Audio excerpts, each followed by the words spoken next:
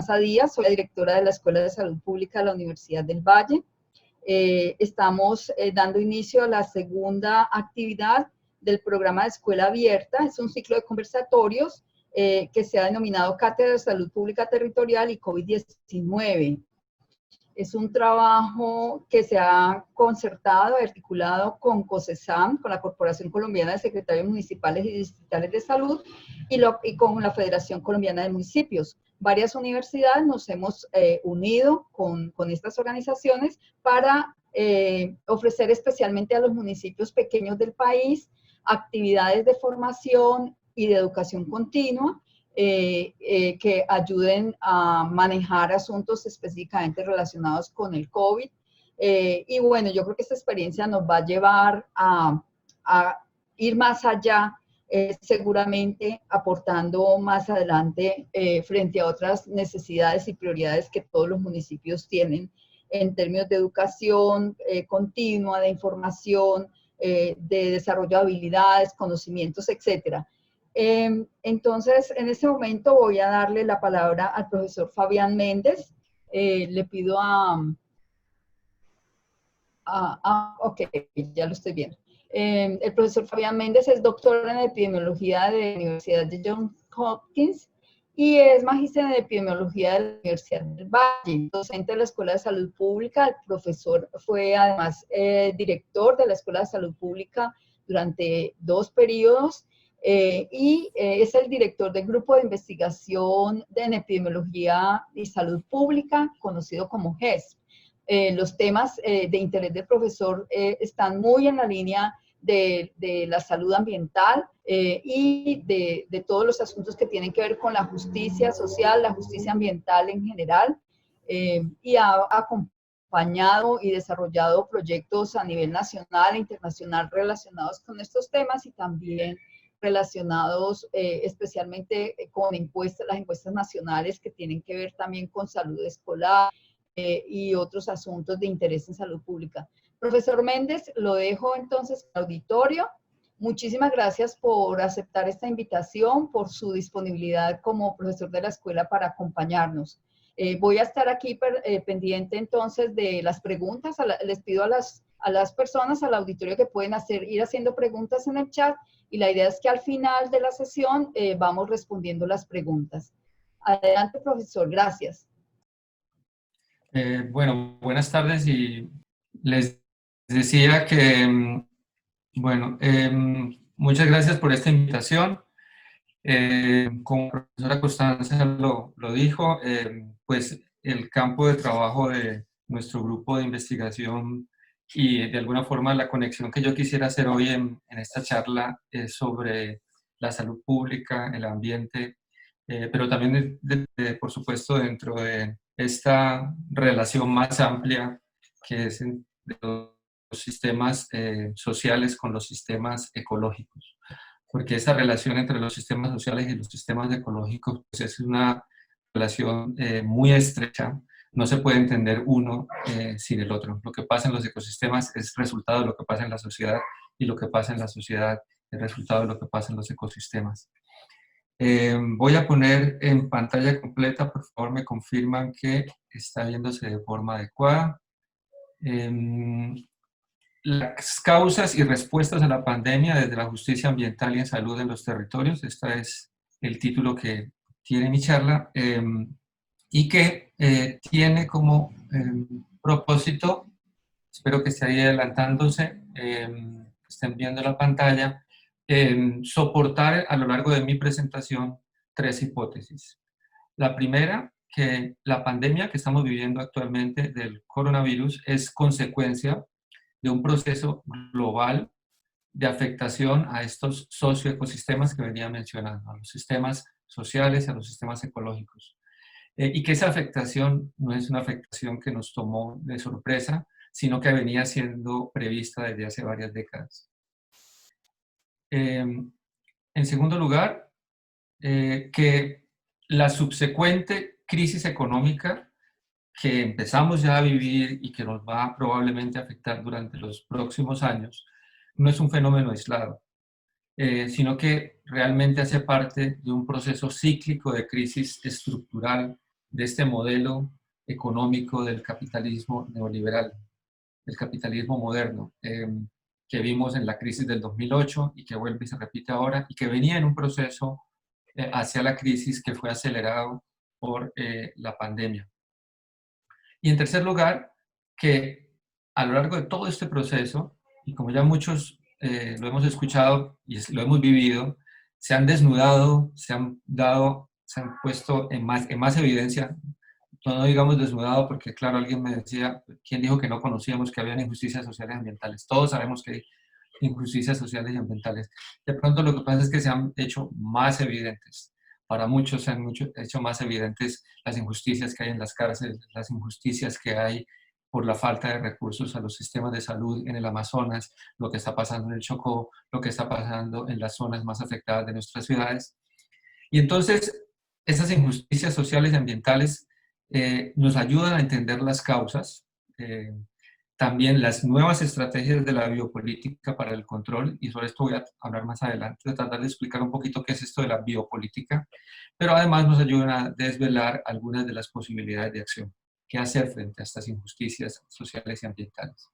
Para sustentar esos tres hipótesis, voy a tratar de ir rápidamente a través de este modelo ecológico que, como probablemente ustedes lo saben, es un modelo utilizado en epidemiología y en otros campos del conocimiento, eh, que básicamente lo que dice es que uno puede analizar sistemas lo suficientemente complejos en diferentes niveles, cada uno contenido dentro del anterior. Uno puede analizar el sistema virus, qué es lo que pasa allá al interior de los virus. Eso, a su vez, está contenido dentro de un sistema más grande, que es el sistema individuo, organismos de personas, seres vivos. Luego hay un organismo, o un sistema, perdón, más grande, que es comunidad, luego región y luego global. Voy a tratar de ir pasando uno a uno de estos niveles para tratar de entender cómo se entiende, cómo se enfrenta desde las diferentes disciplinas, desde los diferentes conocimientos, cómo se entiende lo que pasa en cada uno de esos niveles de la pandemia y cómo se le da respuesta. El primer nivel, decía, es el nivel del virus, el nivel molecular. Para esto, entonces, lo que tuvimos muy temprano en el origen de esta pandemia, ya en febrero del 2020, rápidamente se hace un proceso de verificación de cómo es que el virus hace un daño en las células.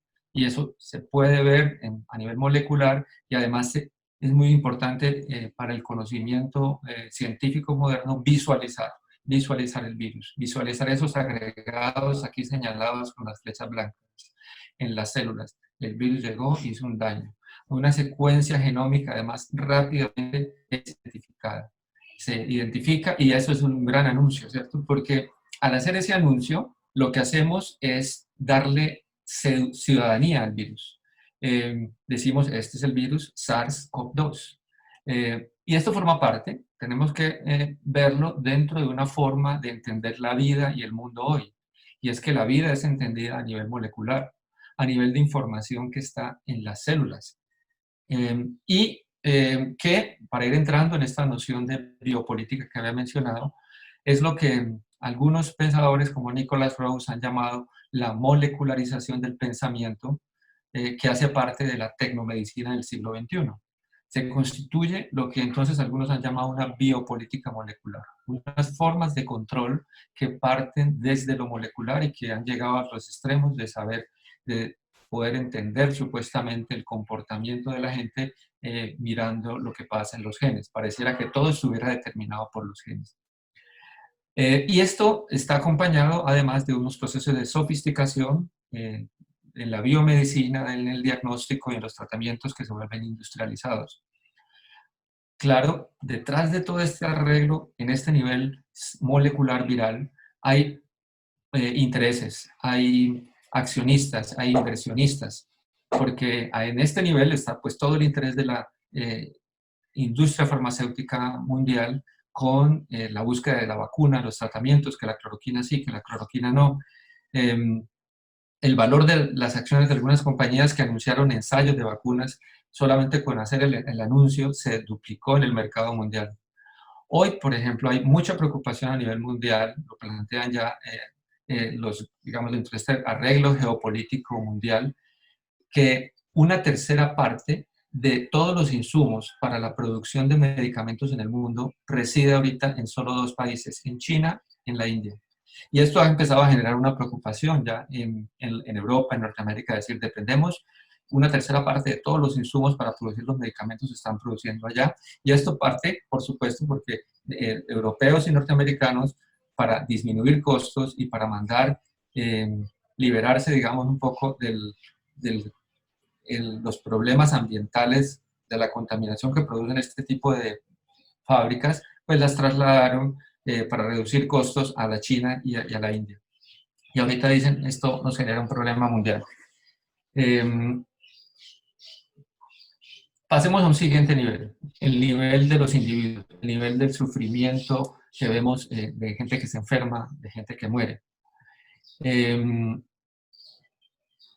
Arranquemos primero diciendo de las muertes. Esta es una gráfica a finales del mes que pasado, el mes de abril, que muestra esta tendencia mundial al incremento en el número absoluto de muertes.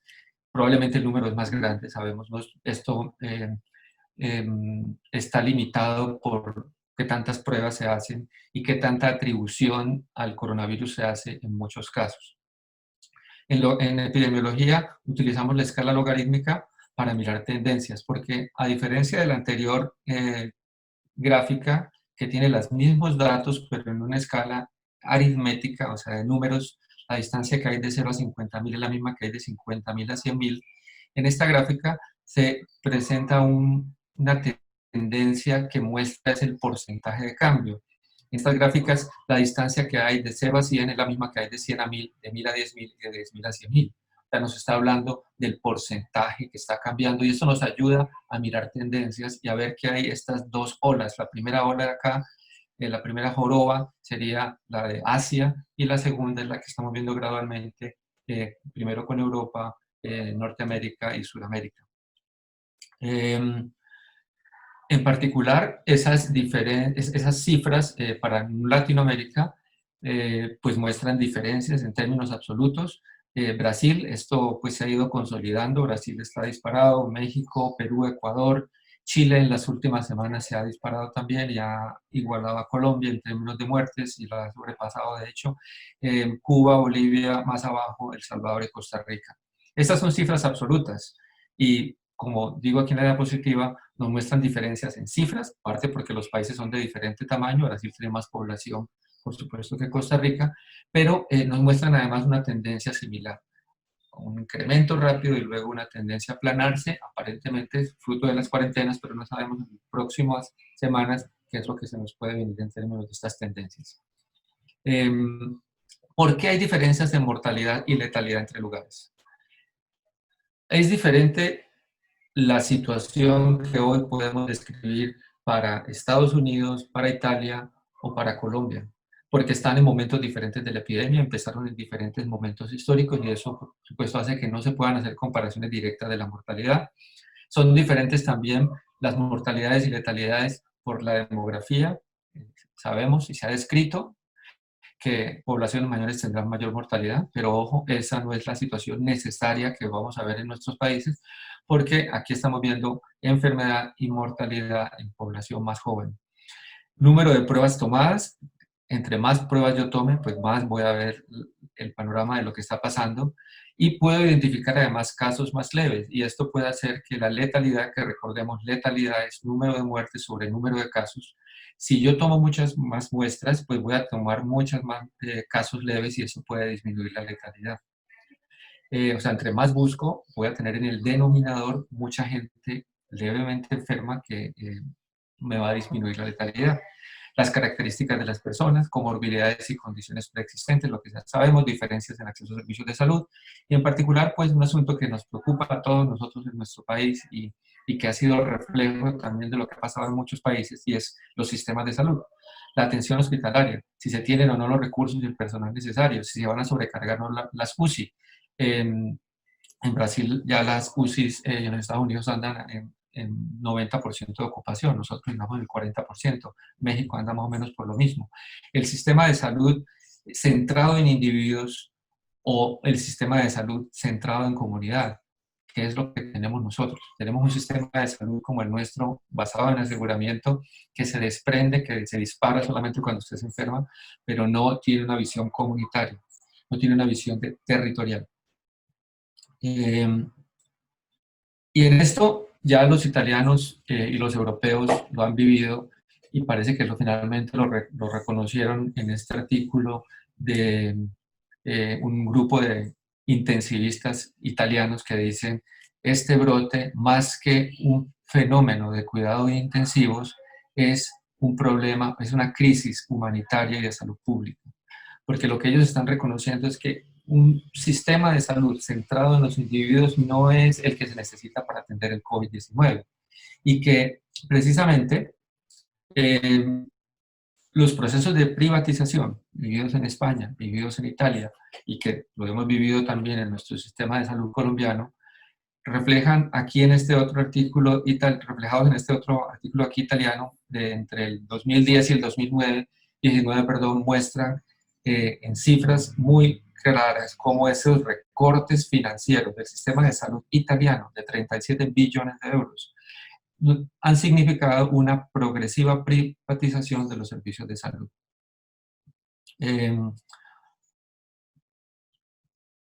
Un segundo. ¿Hay algún comentario o algo? ¿Sí, ¿todo va bien? ¿Me escuchan bien? Sí, profesor Méndez, lo escuchamos perfectamente. Ok. Entonces decía, este segundo nivel, el nivel individual,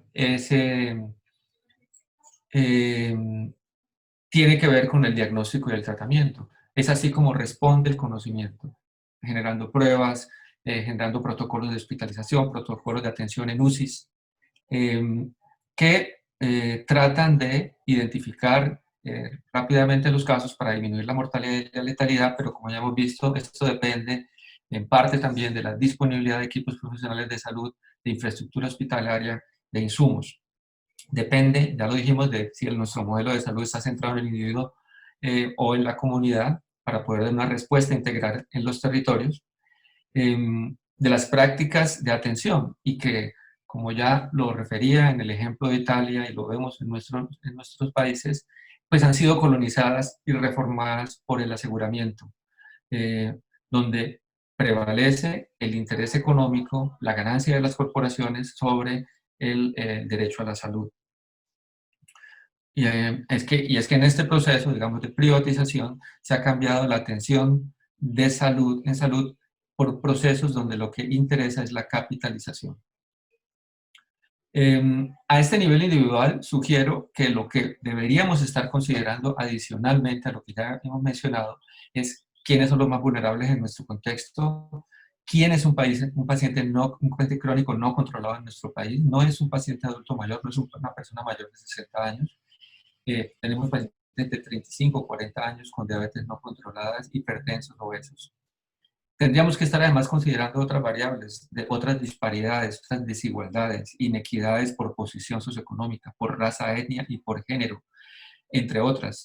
Y las interseccionalidades. Con las interseccionalidades me refiero al hecho de que no se es en un momento pobre, en otro momento negro o indígena y en otro momento mujer.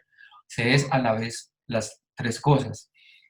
O sea, no se deja de tener una característica de estas para hacer la otra. Y entonces estas variables hacen sinergias, intersecciones que es importante analizarlas. Una desgracia desafortunada es que los sistemas de vigilancia no proveen mucha información. En estos días estábamos tratando de mirar este asunto de la disparidad a nivel individual y allí nos encontramos con problemas de acceso de información. La información de etnia no está en el sistema de vigilancia, tampoco otra cantidad de información que nos ayuda a caracterizar esas disparidades. La pregunta que nos estamos haciendo en este momento es ¿quiénes seguirán siendo afectados después del pico? Pero es más, ¿quiénes estamos viendo ya son los más afectados después de este pico epidémico? Y lo podemos ver también a diferentes escalas, a nivel global, qué es lo que va a pasar. De hecho, ya se está diciendo, Latinoamérica va a ser a nivel mundial probablemente la zona más afectada por el coronavirus. Va a ser otro nivel, el nivel agregado de comunidad, ese nivel donde ya no siendo solamente individuos, sino los fenómenos de propagación al interior de las ciudades o sea, en comunidades específicas, en agregados poblacionales. Un asunto fundamental para conocer cómo será esa transmisión local es un parámetro que se llama el número reproductivo efectivo, aquí estimado para Cali, que muestra ese número reproductivo, cuántas personas se infectan a partir de una persona infectada. O sea, y vemos que antes de que se hiciera la cuarentena, este número es muy inestable, con pocos casos todavía, pero que estaba alrededor de 4, 5, 6, con algunos picos, parece que subía hasta 8, o sea, una persona infectaba a 8 más. Se establece la cuarentena y el R sub T, o número reproductivo efectivo, disminuyó por debajo de 1. Hoy, no obstante, en Cali, anda por allá, por arriba, por el punto del 1,1, 1,2. Ese pequeño incremento de 1,1, 1,2 en una enfermedad altamente, digamos, distribuida por una ciudad y con unos volúmenes de casos que van en aumento, pueden ser suficientes para producir grandes picos. Y esta es la preocupación, por ejemplo, que se tiene en este momento en Cali, con una curva epidémica que va hacia el ascenso, con un R sub T alrededor de 1,2, pero con cifras ascendentes en el número de casos diarios. Este es el análisis que hacíamos en ese momento de cómo estaba tan bien controlado, pero que hoy, como les digo, ya esa línea punteada es el 1, ya se superó el 1. Hacemos además mapas de dinámica de transmisión, mirando a ver dónde se producen esos focos que generan esos puntos rojos. Es un caso positivo rodeado de casos probables, o sea, un caso positivo que infecta a otros.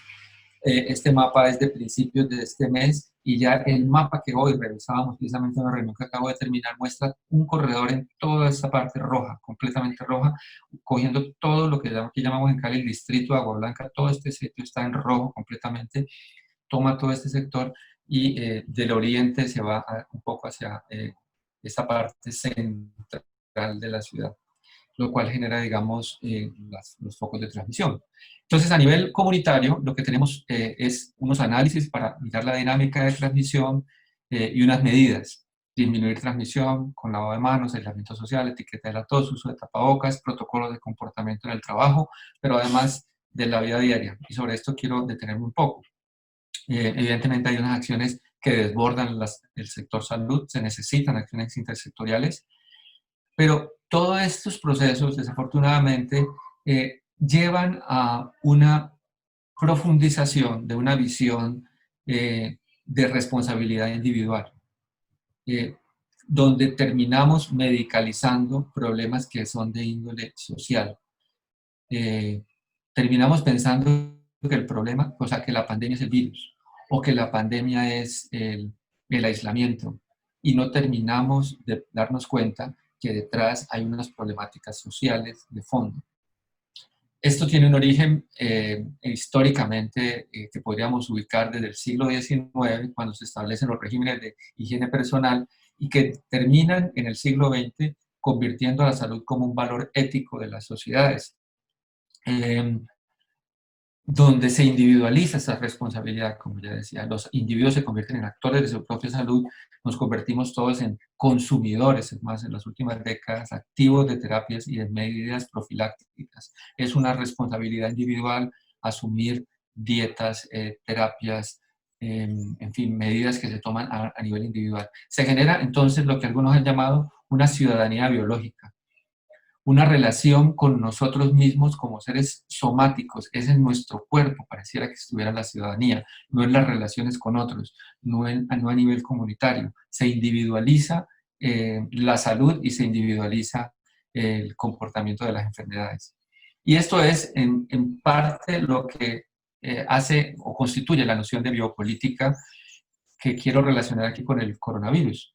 Biopolítica es un concepto de la segunda mitad del siglo pasado, y que hace referencia a esas estrategias que el gobierno,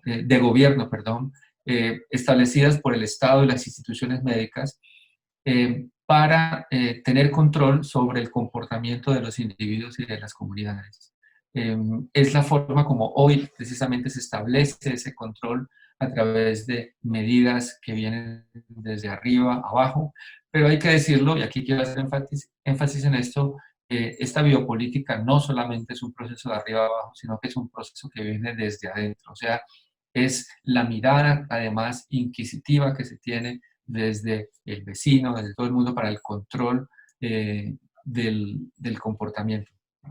Y aquí no quiero ser malentendido en el sentido de que las medidas de aislamiento son probablemente o son muy seguramente la mejor y única medida que tenemos disponibles. El problema es cuando se reduce y se simplifica el problema del coronavirus a un asunto que algunos llaman de cultura, entre comillas, de la población general, donde se hace un llamado a gritos a hacer represión contra los que se llaman inconscientes. Y entramos entonces en un campo que algunos han llamado de biopolítica populista, donde todo el mundo, donde surgen una cantidad de expertos con autoridad, aparentemente, para decir cómo se debe controlar esta enfermedad. Y entonces ya se habla de caretas, cuando no hablaban de que la mascarilla sí era, luego que la mascarilla no era, luego que sí era, que sí, ahorita ya están hablando que sí tenemos que usar caretas, que los guantes sí, que los guantes no.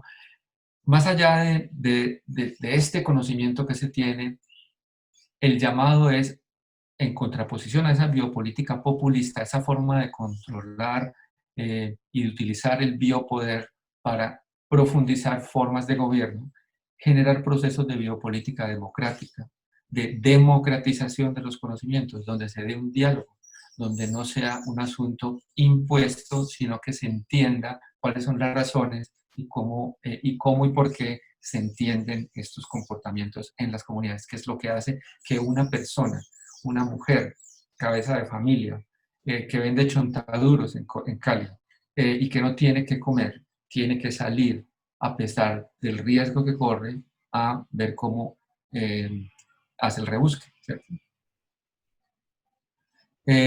Pasemos a otro nivel, el nivel ya más allá de las comunidades, el nivel que tiene que ver con la transmisión entre ciudades o aún entre países, ¿cierto? A nivel regional, que es ese nivel al que me estoy refiriendo, la estrategia mundial ha sido de plantear una guerra al virus.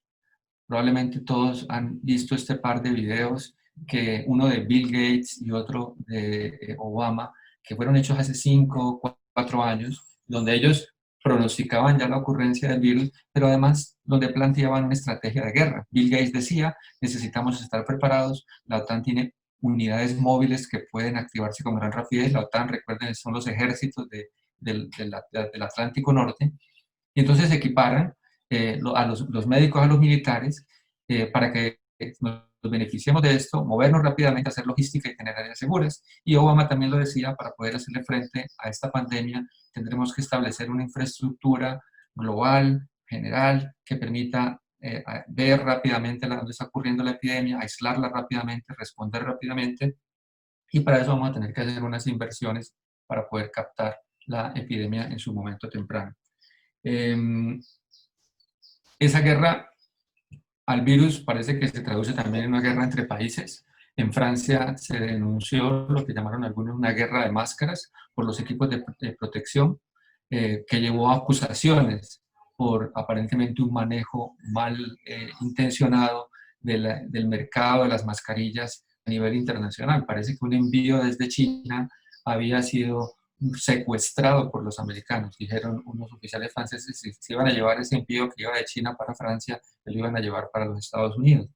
Es más, también fue evidente una denuncia que se hizo en un periódico alemán de un interés o de una intención del presidente Trump de comprar de manera exclusiva los derechos de una vacuna a un laboratorio alemán que había anunciado, parece que estaba muy adelantado en la vacuna. Y entonces los alemanes salieron ya, el ministro de Economía alemán, a decir, Alemania no está en venta, esto es una guerra de Trump versus Alemania, Trump versus Berlín. Esa guerra entre países pareciera que fuera llevada también a una guerra entre causas de muertes. El hambre produce 24.000 muertes diarias, 18.000 de esas 24 muertes en menores de 5 años. El tabaco, 22.000 muertes diarias. La tuberculosis, 4.100 muertes produjo en 2018. las lesiones por tráfico producen 3.500 muertes diarias y nadie se plantea que haya que detener los carros ni las motos. El VIH, 2.110 muertes al día en el 2018, la diarrea, 1.500 muertes solo en menores de 5 años. La influenza produce anualmente entre 800 y 1.800 muertes, al día, entre 800 y 1.800 muertes al día. Esto es unas 300 a 600.000 muertes al año. Y el COVID, entre enero y abril, la estimación que yo hice es que había producido unas 2.000 muertes al día. Es probable que esto ya esté más alto, está alrededor de 3.000 muertes al día, por los incrementos que ha habido en las últimas semanas del mes de mayo. Pero el asunto no es poner en guerra las enfermedades, no es poner en guerra los países, es pensar probablemente más bien en las interacciones y en las sinergias que se pueden producir entre condiciones sociales y de enfermedad. ¿Qué pasa cuando el COVID-19 se presenta en una situación de hambre donde hay violencia intrafamiliar y exclusión social? ¿Cuáles son esas interacciones y cómo se van a reforzar de manera mutua esas condiciones sociales con esas enfermedades que ya existen, pacientes con tuberculosis, pacientes hipertensos? Es en el entendimiento de esas interacciones que probablemente mejor vamos a poder dar cuenta de lo que está pasando en nuestros países. Entonces, a nivel regional, lo que tenemos son estrategias más allá del sector salud para disminuir la propagación y para minorar los impactos sociales. Algunas de las políticas aparentemente han sido bastante bien coordinadas desde organismos multilaterales, pero han surgido, como hemos visto, regionalismo, han surgido disputas políticas, y esto en todos los niveles. Surge en este nivel un llamado a el papel del Estado como un garante de los derechos de los ciudadanos. Y de manera interesante creo que todos hemos empezado a escuchar y vamos a seguir escuchando el llamado a que el Estado venga y rescate muchos entes privados. Muchos de los que antes hacían un llamado para que el Estado no interfiriera en los negocios de los privados, ahorita están diciendo que por favor los recursos del Estado vengan y los salven. Hasta Avianca parecía tenía el interés de ser rescatado con dineros públicos. Y nos enfrentamos a una situación crítica, y es que nuestros gobiernos, desde el nacional, departamental, municipal, tienen una pobre capacidad para responder a las emergencias en el marco de un modelo de salud, de un modelo de desarrollo que le ha quitado pues, prevalencia a los intereses públicos.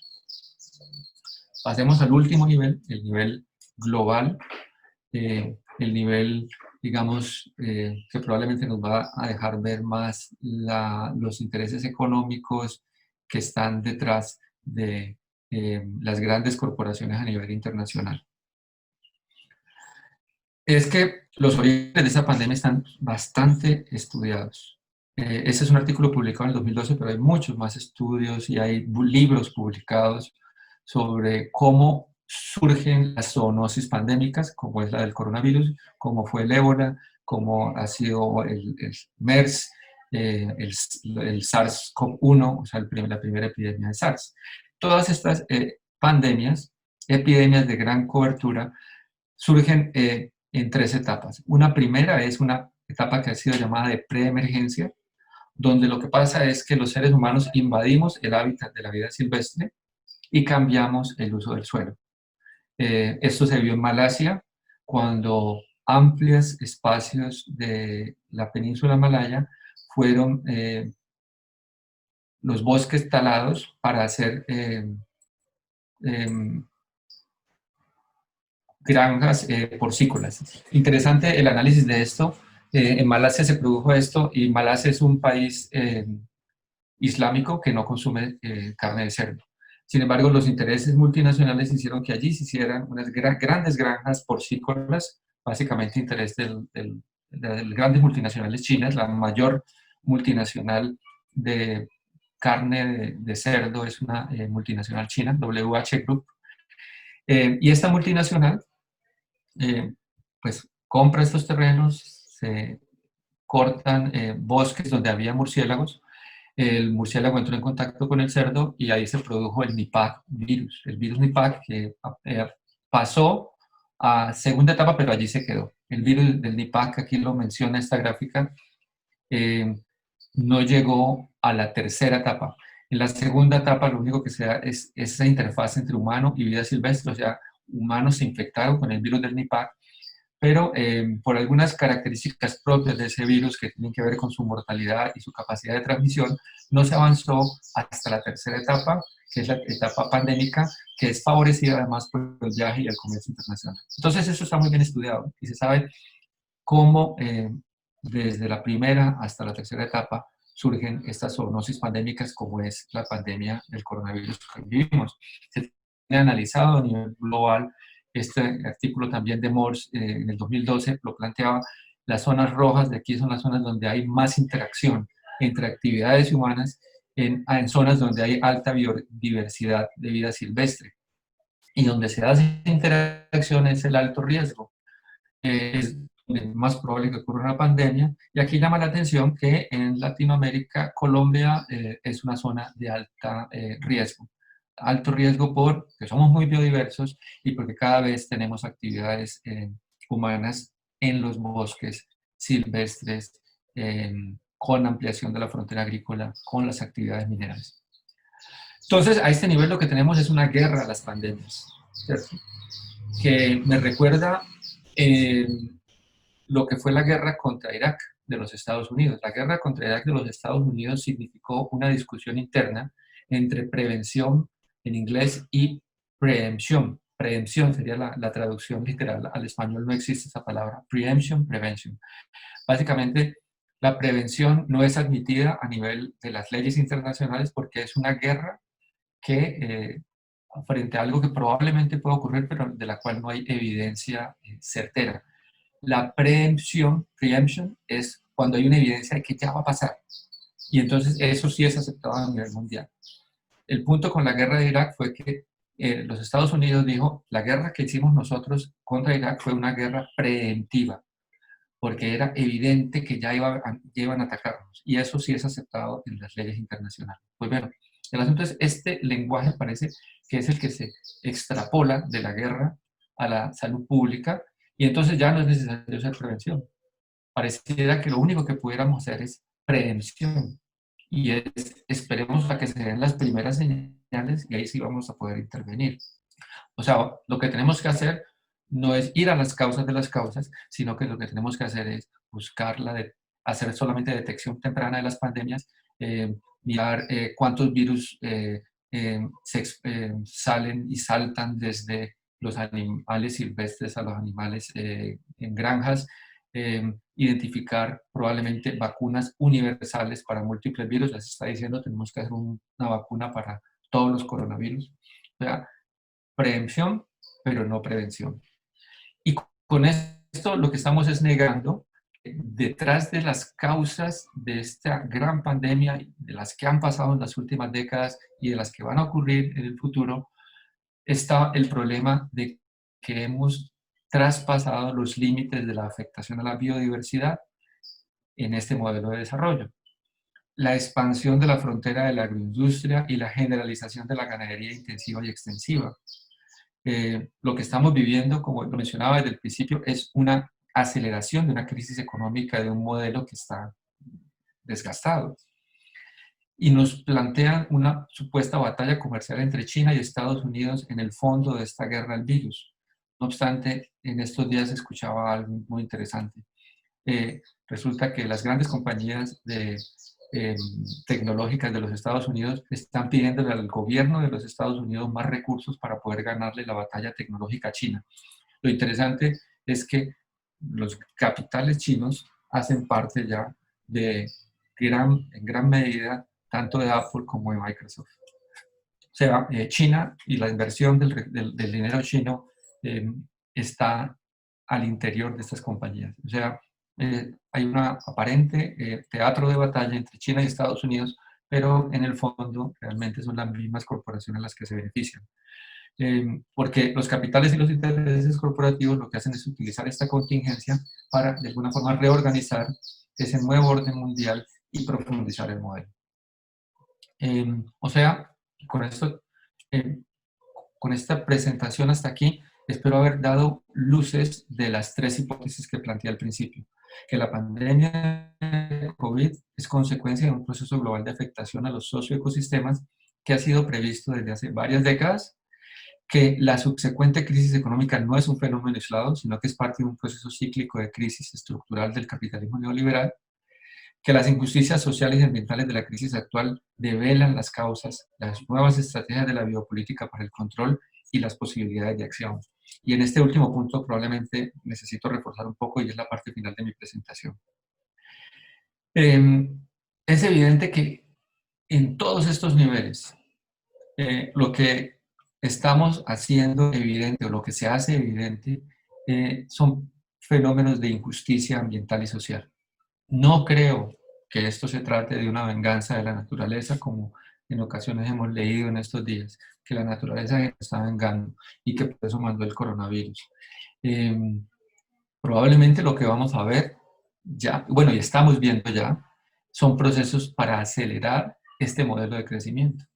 El próximo año va a haber la Convención Mundial, que se aplazó, era este año en Reino Unido y se va a hacer el próximo año. La pregunta es a quién le va a interesar la calidad del aire en medio de la recesión económica que se va a tener en el 2021. Y probablemente entonces lo que va a pasar es que serán los de menos recursos, las mujeres y las minorías étnicas, afros, campesinos e indígenas en las ciudades, pero también muy especialmente en el campo, los que llevarán la peor carga no solo de esta enfermedad, sino de sus consecuencias sociales y económicas. Aparece entonces en la escena un concepto que Naomi Klein, una pensadora canadiense, ha llamado el capitalismo del desastre. Y es que el capitalismo utiliza las tragedias para profundizar su modelo. A nivel local, yo creo que esto es muy evidente en muchos hechos que estamos viendo en las últimas semanas. Ayer nomás veía esta publicación del Espectador. Los asesinatos de líderes sociales en Colombia crecieron un 53% entre enero y abril. Dentro de esos asesinatos, los dos departamentos más altamente afectados son el Cauca, con 14 homicidios, y el Putumayo, con 6 homicidios. Pero además, durante este año, comparado con el año pasado, aumentaron en un 5% los desplazamientos forzados, en total 58 eventos más de desplazamiento forzado, y 80% de ellos ocurrieron en Nariño, Putumayo y Antioquia. Hay persistencia y en algunos casos aún más intensificación de problemas ambientales ligados a la minería informal, a la deforestación y a atentados a oleoductos. Los anteriores son fenómenos ligados al conflicto armado, pero también tenemos procesos que no necesariamente están ligados al conflicto armado, o al menos parcialmente ligados al conflicto armado, como es la minería, coloco aquí entre comillas, legal. Estamos hablando aquí de Ashanti, con grandes intereses internacionales por la minería legal de cobre y oro en Salento y en Jericó, por ejemplo, para dar dos ejemplos. Esta semana fue negado por el Consejo de Estado una tutela que había sido puesta desde el Consejo de Salento para tratar de frenar la minería de oro en Salento, cosa que la administración departamental del Quindío había desconocido, diciéndole al Consejo de Salento y al pueblo de Salento, es que ustedes no son dueños del subsuelo, los dueños del subsuelo es la nación. Entonces, por lo tanto, ustedes, pueblo, no pueden decir, pueblo de Salento, no pueden decir qué va a pasar con el subsuelo. Es un gran eufemismo saber que lo que está abajo del suelo, al extraerlo, va a generar la afectación del agua. La gran contradicción es saber que más del 60% del agua de todo Quindío se produce en Salento. Y en medio de esto también hay proyectos, como ya conocemos todos, para reiniciar la aspersión con glifosato, que en este contexto de la pandemia se han acelerado. Se han citado ya a algunas audiencias virtuales que se sabe es muy difícil para las comunidades rurales conectarse en una audiencia virtual hay algunos movimientos para tratar de hacerle frente a esto, sin embargo. Entonces quiero, en medio de este escenario tan triste y probablemente difícil, presentar no obstante que hay una posibilidad de entender que esa biopolítica populista, esa biopolítica fascista, podríamos llamarla, puede contrarrestarse con una biopolítica democrática, con una biopolítica que parta de entender la capacidad de agencia, la libertad, la resistencia y la emancipación de los ciudadanos y de los líderes sociales. Que necesitamos entonces en este contexto más deliberación ética y política, más discusión y acción política en contra de la degradación ambiental. Hay que hacer viral este asunto de lo que está pasando en Salento, de lo que está pasando en Jericó. Y yo me pregunto si pronto, ojalá, tendríamos que ver por qué y cuáles son las estrategias para poner en el mismo nivel de preocupación la minería de oro en Salento con el coronavirus. Los efectos o del cambio climático de estas afectaciones ambientales van a ser tremendas. No tener agua. Esto no se va a resolver con una cuarentena, no se va a resolver, no va a haber una vacuna para el compromiso ambiental y no tener agua en nuestros municipios. Y aquí también un llamado al papel de la ciencia, el papel de la academia. No podemos pensar una ciencia que sea apolítica. Tenemos que reconocer ese carácter político de la ciencia. Tenemos que, a través de la ciencia, desafiar los discursos hegemónicos. No hacer una ciencia que simplemente se apegue a lo que los discursos hegemónicos están planteando. Reconocer que no hay verdades absolutas e inmutables y que lo que hoy sabemos del coronavirus para Alemania y para Italia no necesariamente es cierto para nuestro contexto, porque las verdades no preexisten a las relaciones sociales. Es en nuestros contextos donde se configuran esas realidades. O sea, la verdad es un producto de la contingencia, de la condición específica, del contexto, de formas particulares que tenemos y que dependen de esos contextos en situaciones particulares de comprender el mundo. Cómo entiende una comunidad indígena del Amazonas lo que es el coronavirus es muy diferente a cómo entiende una comunidad afro del Pacífico o cómo entiende un habitante de la calle de Bogotá. Esas verdades son productos contingentes y hay que entenderlas en esos contextos especiales. Para terminar, esta es una frase que coloqué al final en un artículo que publiqué en el periódico La Palabra de la Universidad del Valle. La desesperación, digo yo, puede ser un poderoso catalizador del cambio. La pregunta es, ¿qué tipo de cambio? Necesitamos un cambio civilizatorio que parte de reconocer que los problemas de salud y ambientales son problemas sociales. Tal como el ecologista Murray Bookchin sostuvo, los problemas ecológicos y por extensión la pandemia actual requiere soluciones sociales. No es solamente un problema de favorecer economías que no dependan de combustibles fósiles, sino de favorecer economías inclusivas, incluyentes. Pues como Piketty, el pensador francés, lo ha dicho, lo ha demostrado, el crecimiento económico no es un predictor confiable de justicia y de equidad. Y la razón no es económica, la razón es de tipo político, es de decisiones políticas. Y con esto termino, dejando aquí esta imagen de la fotografía, queriendo con esto reflejar cómo la fotografía, que puede tener además como una manifestación artística, el arte también es muy necesario en estos contextos. No solamente el conocimiento médico nos va a ayudar, necesitamos de ciencias sociales, necesitamos de arte para entender y afrontar esta pandemia. Y con esto termino, dejando ojalá espacio con los que quedan aquí para algo de diálogo. Muchas gracias, profesor Méndez. En este momento damos inicio a la ronda de preguntas o de comentarios. Por favor, pueden usar el chat para comentar o preguntar asuntos de interés que ustedes tengan y que les haya despertado esta presentación. Quiero además decirles que el profesor Méndez viene acompañando el proceso de facilitar o por lo menos aportar conocimiento, información para la toma de decisiones en Cali en el manejo del COVID Entonces, si hay algunas preguntas específicas sobre este tema, a lo mejor también podrían hacerlo, aunque no ha sido el asunto para el cual invitamos al profesor. Espero entonces sus comentarios. Todavía no tenemos nada en la red. Yo supongo, profesor Méndez, que aquí hay municipios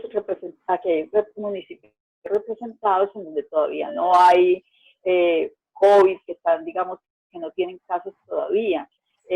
¿Usted qué podría recomendar a estos municipios? Bueno, el hecho de que no tengan casos reportados, pues no necesariamente quiere decir que no haya transmisión. Recordemos que esta es una enfermedad que en un alto porcentaje, 80% de acuerdo a algunos, no hace manifestaciones sintomáticas. Es probable que, digamos, algunos municipios que no estuvieron, digamos, en la ola inicial. Recordemos que nosotros primero tuvimos una situación donde el llamado era va a llegar, no sabemos cuándo, tenemos que estar listos en los aeropuertos, tenemos que estar listos en los viajeros que llegan de países donde hay transmisión. Entonces, esa fase inicial se pasó y eso fue lo que tuvimos, digamos, en un momento original aquí en Cali, en Bogotá, donde viajeros que llegaron de Europa, de España, pues plantaron, digamos, esas semillas de la infección. Llegó la cuarentena y probablemente pues algunos municipios con menor acceso o menor tráfico de población o circulación de población tuvieron el beneficio de no tener habitantes o personas infectadas que llegaran hasta esos sitios. El problema es que esta es una enfermedad altamente contagiosa, como sabemos. Muy fácilmente se puede transmitir. Y aquí lo que necesitamos es, yo diría, salud pública, pero salud pública integral. Aquí mi llamado es, recordemos que finalmente los que van a ser afectados son los más vulnerables, entonces pensemos en los más vulnerables. ¿Quiénes son los más vulnerables? No tenemos todavía coronavirus, una bendición, no tenemos coronavirus. Alistémonos, pensemos cuáles son esos grupos más vulnerables, dónde están los adultos mayores, dónde está la gente que no tiene agua, dónde está la gente que está hacinada, dónde están los hipertensos, dónde están los diabéticos. Recordemos que lo que el coronavirus va a hacer es que esos grupos más vulnerables sean los que finalmente manifiesten la infección y en ellos se va a presentar los casos más severos. ¿Y qué es lo que estamos viendo ahora? ¿Quiénes son los que están siendo afectados? Lo estamos viendo ahorita, desafortunadamente, en el Valle, en Buenaventura, con un sistema de salud donde no hay capacidad todavía instalada de respuesta con las suficientes UCIs, con población afro hipertensa mal controlada, obesos. Entonces, yo diría, si todavía no los tengo, procuraría tratar de hacer mapas, utilizar la atención primaria, identificar dónde están los grupos más vulnerables y desde ya empezar estrategias de educación, de diálogo. Aquí es donde viene el asunto que yo les decía de la biopolítica democrática. ¿Cómo se da ese diálogo? ¿Cómo la gente entiende este problema del coronavirus y cómo se da un diálogo con ellos de manera que la gente comprenda y asuma esa responsabilidad de manera coordinada en sus barrios, en sus veredas, en sus comunidades, pero de una manera participativa? Que la gente entienda que hay un riesgo muy grande para la salud de la comunidad y que tiene que organizarse. Voy a leer un par de comentarios, profesor. Bueno, Alba Lucía González de La Cumbre, del municipio de La Cumbre, dice: definitivamente aquí nos dan una perspectiva diferente que nos saca de nuestro comodín. Es necesario un cambio, pero un cambio que venga desde lo político e impacte en el comportamiento social. Laura Camacho de Betania, Antioquia, nos dice: muchas gracias por el espacio, muy oportuno y educativo. nos permite tener mayor conocimiento de la situación real. En los municipios que no tenemos COVID no debemos bajar la guardia. Y Alba Lucía, también de la cumbre que ya había comentado antes, también nos agrega que el miedo es una constante y un miedo que nace del desconocimiento, de la falta de oportunidades y recursos que nos hacen mucho más susceptibles. Son los comentarios que tengo aquí. Yo agregaría, profe, está invitando precisamente a que los municipios en donde no hay casos todavía aprovechen esta oportunidad para organizarse, creo yo, para inclusive organizar sus comunidades, organizar sus grupos, hacer algunos tejidos sociales, restaurar tejidos sociales que se han roto para que las redes de solidaridad también funcionen a nivel de las comunidades.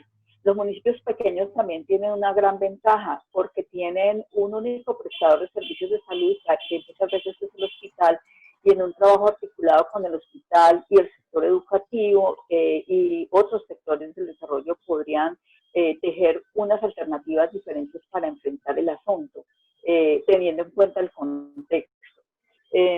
Profe, ¿qué más agregaría usted a estos comentarios? Por ahí alguien, Alba Lucía, colocó otro comentario, pero y ella misma habló antes de... bueno, quiere hablar además, pero hablaba desde el miedo, pero no sé si la dejamos a que Alba Lucía hable ella misma y que... Sí, por favor, tenemos poquitas personas en la sala, yo creo que deberíamos de abrir el micrófono de Alba Lucía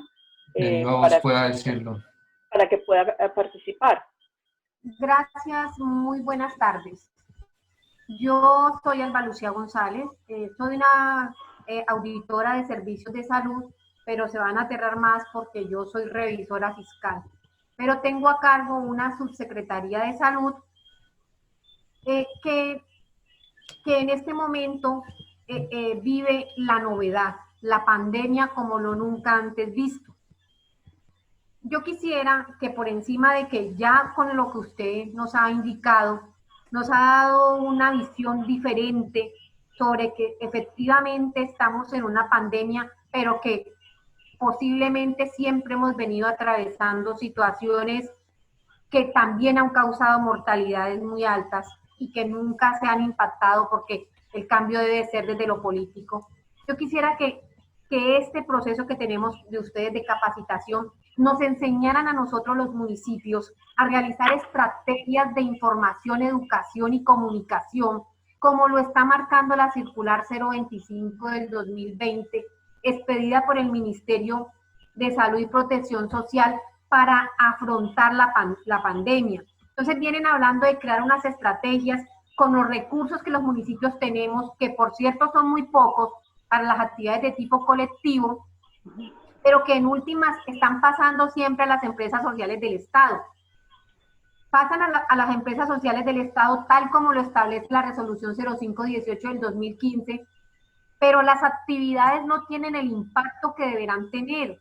Este es el momento en el que tenemos que tener mucha capacidad y mucha formación para implementar las acciones, pero también exigir que se cumplan, que no solamente sea la transferencia del recurso, sino que en esos municipios donde tan solo hay una IPS pública, que es la empresa social del Estado, pues definitivamente haga su tarea como lo tiene que ser. Y son ellas, esas empresas sociales que están llamadas a la promoción y prevención porque fueron creadas específicamente para eso. Entonces yo quisiera que en este espacio tuviéramos esa oportunidad, ya que ustedes están empoderados de ese conocimiento.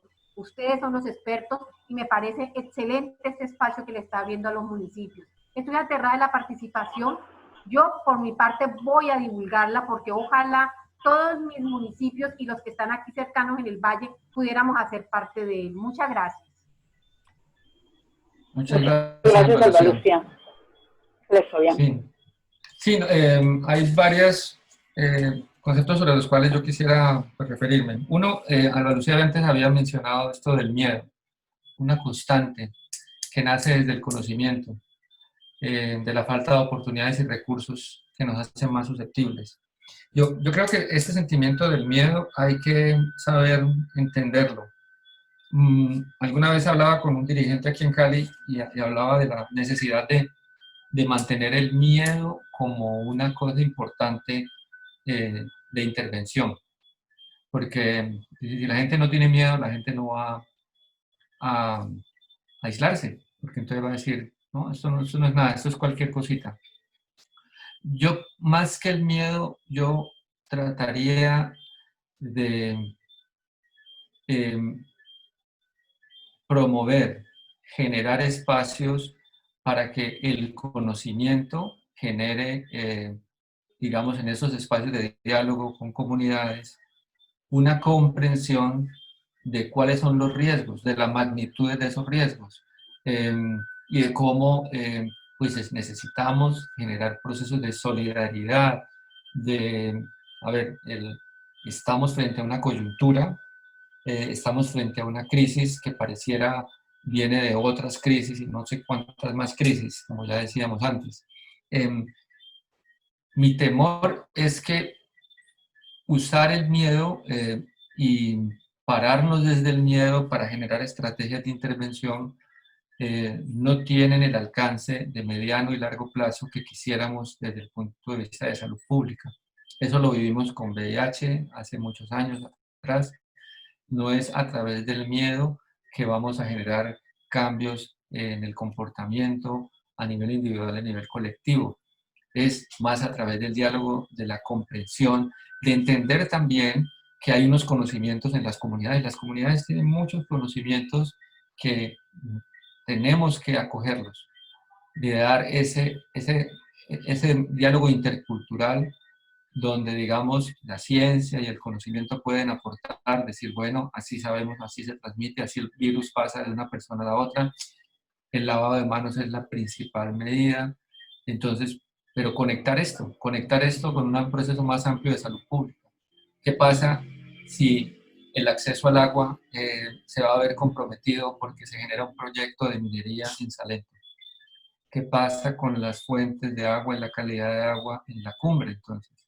¿Qué pasa con los proyectos de expansión de la frontera agrícola con monocultivos? ¿Por qué no pensamos además en agricultura campesina, en agricultura que no contamine?